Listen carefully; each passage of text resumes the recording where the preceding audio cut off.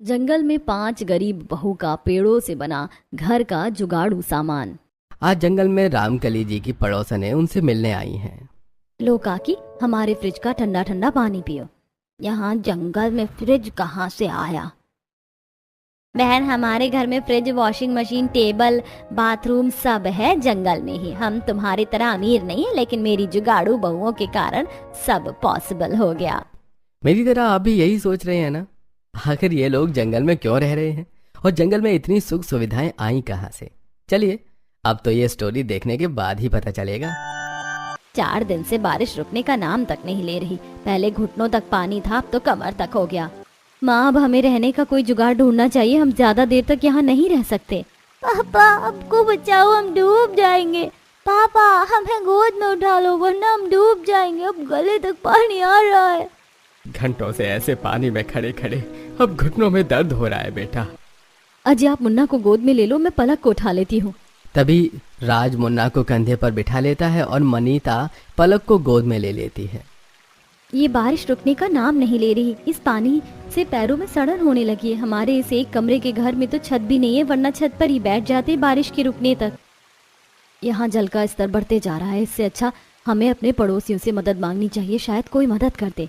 सपना बहू बिल्कुल सही कह रही है, पड़ोसियों से मदद लेनी चाहिए, क्योंकि इससे घर में इतना पानी भर गया कि यहाँ रुकना खतरे से खाली नहीं। हम इस तरह बच्चों को ज्यादा देर तक गोद में उठाकर भी नहीं रख सकते ना। फिर सभी घर के बाहर निकलते हैं, जहाँ कमर तक तो नहीं लेकिन घुटनों तक पानी भरा हुआ था।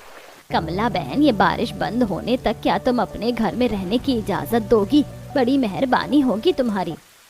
अरे 5 बेटा बहू है तुम्हारे, शर्म करो। अगर 5 मिलकर एक पक्का घर भी बनवाते तो सड़क पर दूसरे के घर में रहने को भीख नहीं मांगनी पड़ती। पूरे गांव में पानी भरता है, सबको पता है, इसीलिए सबने अपने घर ऊंचे करवा लिए। लेकिन तुम गरीब कंजूस तो पैसे बचाने में लगे थे ना।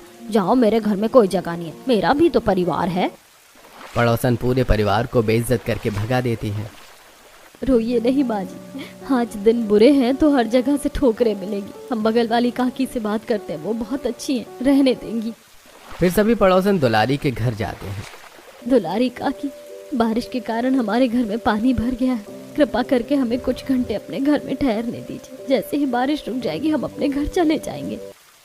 मैंने क्या तुम लोगों का ठेका ले रखा है कुछ देर ठहरने दूं? जाओ, भागो यहाँ से, मेरे घर में कोई जगह नहीं है। ऐसे ही मेरा परिवार इतना बड़ा है, तुम गरीबों की फौज को अगर सहारा दे दिया तो हम कहाँ रहेंगे?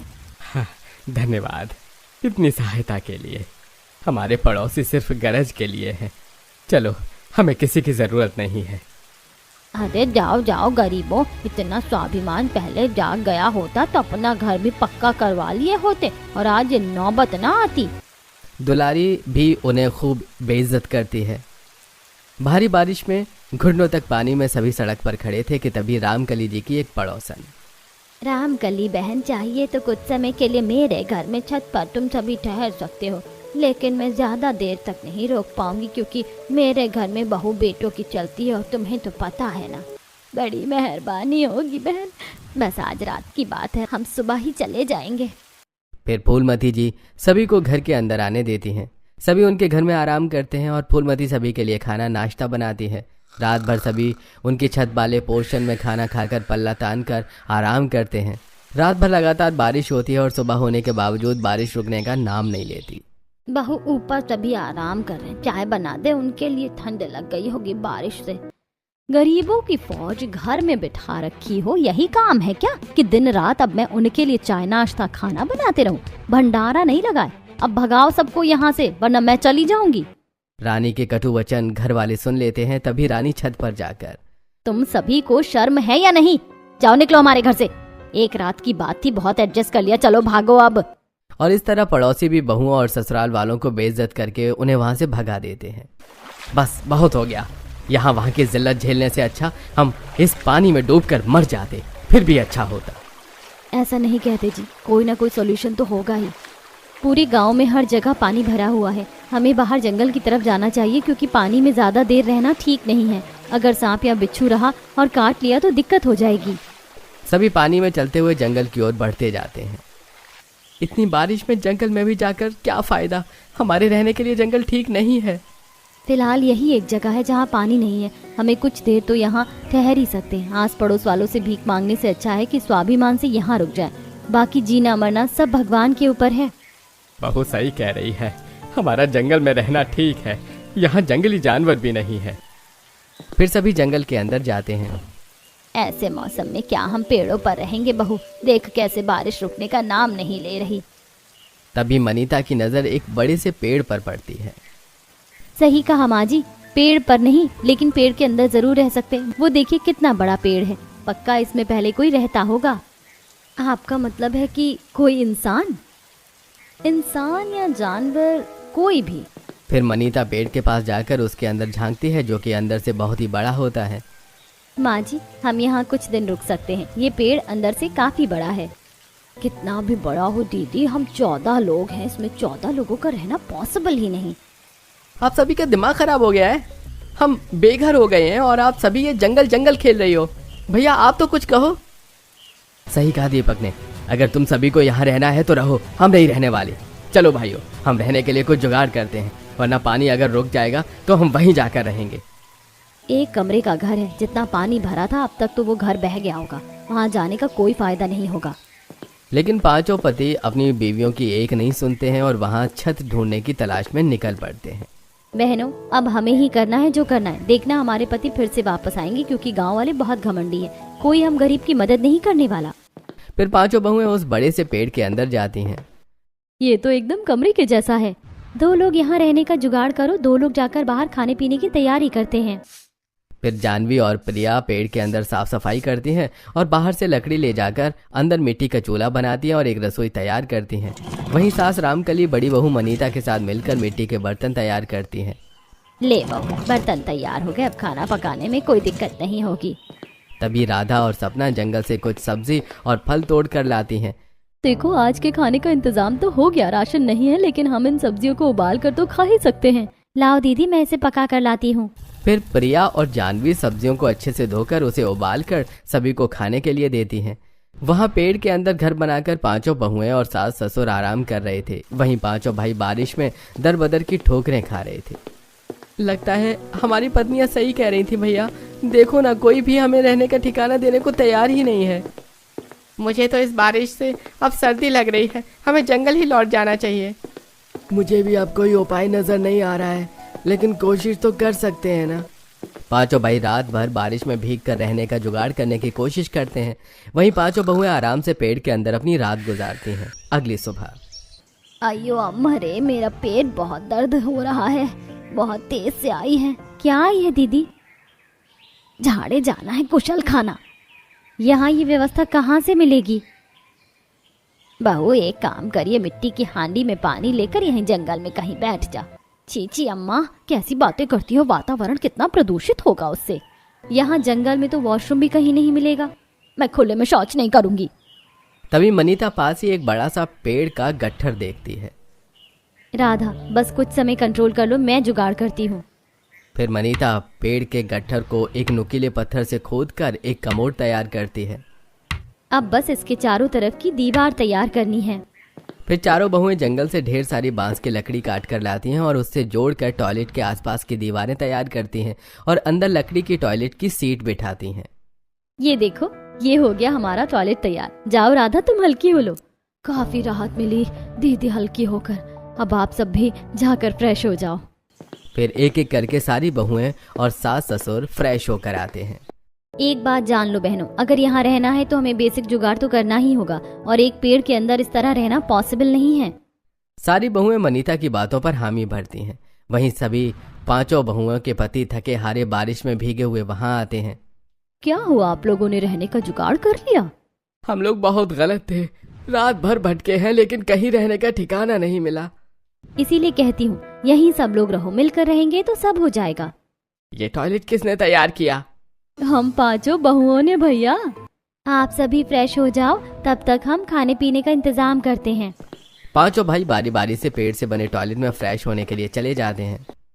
बाथरूम तो कर लिया लेकिन 2 दिन से ढंग से नहाए नहीं बहू। अगर ऐसे ही नहाने का कोई जुगाड़ हो जाता तो मजा आ जाता। वैसे भी ऐसे खुले में नहाना अच्छा नहीं लगता और बिना नहाए कितने ही दिन रहेंगे। मेरे पास एक जुगाड़ है, क्यों ना हम इस पेड़ में बाथरूम बनाएं। ये पेड़ काफी मोटा है, कोई तकलीफ भी नहीं होगी। हाजी आप ना शावर और नल लेते आओ और एक लंबी पाइप भी लेते आना। हम पाइप डायरेक्ट नदी में डाल देंगे, वैसे भी नदी बगल में ही है। ठीक है। फिर राज विवेक के साथ नल लाने के लिए बाजार जाता है और बाकी के 3 भाई जंगल से बांस की लकड़ियां काट कर उस बड़े से पेड़ के ऊपर एक और घर बांधने लगते हैं। वहीं बहुएं पेड़ में नहाने के लिए बाथरूम बनाती हैं। ये लो, मैं नल ले आया। लाओ भैया, मैं इसे फिट कर देता हूँ। फिर दीपक नल और शावर बाथरूम में फिट कर देता है और सोनू पाइप का एक सिरा नदी में डाल कर आता है तो दूसरा सिरा नल से जोड़ देता है। अरे लो, हो गया नहाने के लिए पेड़ में जुगाड़ू बाथरूम भी तैयार। मैंने तो कभी सोचा भी नहीं था कि मेरी 5 बहुएं इतनी जुगाड़ू है। कोई सोच भी नहीं सकता कि पेड़ के अंदर भी नहाने के लिए बाथरूम हो सकता है। मम्मा ये तो बहुत बढ़िया है। वाकई मम्मा ये काफी बढ़िया है। इसमें तो पहले मैं ही नहाऊंगा। नहीं नहीं, पहले मैं नहाऊंगी। चलो मैं दोनों को नहला देती हूँ। फिर सभी बारी बारी से पेड़ में बने बाथरूम में नदी के ठंडे पानी से शावर लेते हैं। वाकई नदी के ठंडे पानी में नहाकर तो मजा ही आ गया। अब बहू बढ़िया सा खाना बना दे बस। बहुएं फिर से पेड़ के अंदर बने घर में जाकर सभी के लिए खाना बनाना शुरू करती हैं। कल जो सब्जियां रखी थी वो तो सड़कर खराब हो गई और कल का बचा हुआ खाना भी खराब हो गया। जंगल का टेम्परेचर भी बाहर के टेम्परेचर से थोड़ा अलग है ना, इसीलिए। लेकिन दीदी ऐसे कब तक सामान बर्बाद होगा? अगर फ्रिज होती ना तो ये ना होता। जैसे बाथरूम और टॉयलेट बनाए हैं वैसे ही फ्रिज भी तो बनाई जा सकती है ना। बिल्कुल, बस हमें कूलिंग के लिए गैस की जरूरत पड़ेगी। दीदी भैया को कबाड़ी के यहाँ भेज दो, उसके यहाँ एक खराब फ्रिज पड़ी हुई थी, उसका कूलिंग सिस्टम मिल जाएगा तो फ्रिज बनाना भी पॉसिबल है। हाँ ये सही रहेगा। अजी आप कबाड़ी के यहाँ जाकर देखो ना, वो खराब फ्रिज ना बिकी हो तो। राज मनीता के कहने पर कबाड़ी के यहाँ जाता है और वो खराब फ्रिज महज 200 रुपए में खरीद कर लाता है। ये लो मनीता, ये खराब फ्रिज का कूलिंग सिस्टम है। बस अब काम हो जाएगा। फिर 5 बहुएं मिलकर पेड़ के अंदर फ्रिज बनाती हैं और उस खराब फ्रिज का कूलिंग सिस्टम पेड़ में बनी फ्रिज में फिट करती हैं, जिससे वो फ्रिज चालू हो जाती है। अरे वाह बहू, ये तो तूने कमाल कर दिया। मेरी बहुएं तो काफी ज्यादा जुगाड़ू हैं। अब कोई भी सब्जी या खाना बर्बाद नहीं होगा। मम्मी ने तो जादू कर दिया, पेड़ में फ्रिज बना दी। मम्मी इसमें बर्फ भी जमती है क्या? हाँ जमती है ना। अरे वाह, फिर तो मजा आ जाएगा। सभी हंसने लगते हैं। सभी मजे से जंगल में बने घर में रहने लगते हैं। ऐसे ही दिन बीत रहे थे। फिर एक सुबह, ये देखना बहू, हाथ पूरा लाल हो गया है, जाने क्या हो गया। माँ जी मेरे भी पीठ में रैशेस हो गए हैं। मुझे लगता है पेड़ के अंदर खुरदुरी लकड़ियों पर सोने की वजह से हो रहा है ये सब। हाँ, मेरे भी पूरे शरीर पर लाल लाल हो गया है। दीदी क्यों ना हम जंगल में जो कटे हुए पेड़ों के जो गट्ठर है उससे बेड बनाए, वरना ऐसे ही शरीर लाल होती रही तो डॉक्टर का खर्चा बढ़ जाएगा। हाँ सपना सही कह रही है दीदी, हमें बेड बना लेना चाहिए। वैसे भी यहाँ बहुत सारे कटे हुए पेड़ों की लकड़ी के गट्ठर पड़े हुए हैं। फिर 5 बहुएं मिलकर अपने पतियों की मदद से पेड़ों के गट्ठर से बेड तैयार करती हैं और रुई के पेड़ से रुई निकाल कर उसका तकिया बनाती हैं। अरे वाह मेरी बहुओं, जियो, तुम लोगों ने तो कमाल कर दिया। अरे वाह मम्मी, ये तो काफी आरामदायक बेड है। हमारी जिंदगी तो गांव से अच्छी यही है। यहाँ सुकून भी है मम्मी, और लाइफ भी कितनी अच्छी हो गई है। मुन्ना सही कह रहा है। और गांव के घर में तो कभी हमें इतनी सुख सुविधा नहीं मिली जितनी यहाँ है। आप लोगों के जुगाड़ के कारण ही ये सब पॉसिबल हुआ। अब 5 बहुएं पेड़ से बने घर में खाना बनाती हैं और उनके पति जंगल में लकड़ियां काटते, जिससे उनका गुजारा होता। हमारी रोजमर्रा की जिंदगी तो अच्छी बीत रही है, लेकिन हमें कुछ ऐसा करना होगा जिससे हम कमाई भी कर सके, ताकि आगे चलकर एक अच्छा घर ले सके। आखिर कब तक हम यहाँ जंगल में लकड़ियों से बने घर और सामान के बीच रहेंगे? दीदी इसके लिए तो मेरे पास एक आइडिया है। क्यों ना हम बाजार में लकड़ी से खिलौने बनाकर बेचें और लकड़ी से अलग अलग तरह की वस्तुएं। इससे हमारी कमाई भी शुरू हो जाएगी और हमारे पतियों की मदद भी। हाँ जानवी का जुगाड़ तो काफी अच्छा है। अब 5 बहुएं सुबह जल्दी उठकर पहले अपना काम निपटाती और जैसे ही हर काम से फ्री होती तो खिलौने बनाने में लग जाती। 5 मिलकर ढेर सारे लकड़ी के खिलौने बनाकर उसे बाजार में बेचकर आती, जिससे उन्हें अच्छे पैसे भी मिल जाते। ऐसे ही एक दिन जब बहुएं बाजार में खिलौने बेचकर वापस घर जा रही होती हैं, तभी अरे राम कली की बहुओं, तुम यहाँ खिलौने बेच रही हो। लगता है तुम्हारी हालत अभी भी खराब है। बताओ कौन से सिग्नल पर मांगने का काम शुरू किया है? अरे बाजार बाजार घूम कर डाका डालने का काम शुरू तो नहीं किया, लगता तो ऐसा ही है। अपने जैसा समझा है क्या काकी?